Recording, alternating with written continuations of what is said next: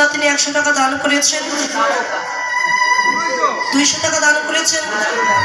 আর নারায়ণ দা আমার দোহারি করছেন, 5 দোহারি আমার কাকু চন্দ্রনাথ মণ্ডল, ওনাকে 100 টাকা দান করেছেন। আশীর্বাদ করবেন যে মনোবাসনা নিয়ে দান করেছেন, ভগবান যেন মনোবাসনা পূর্ণ করেন, দীর্ঘায়ু দান করেন, সুস্বাস্থ্য দান করেন। তাই গৌর হরি বল।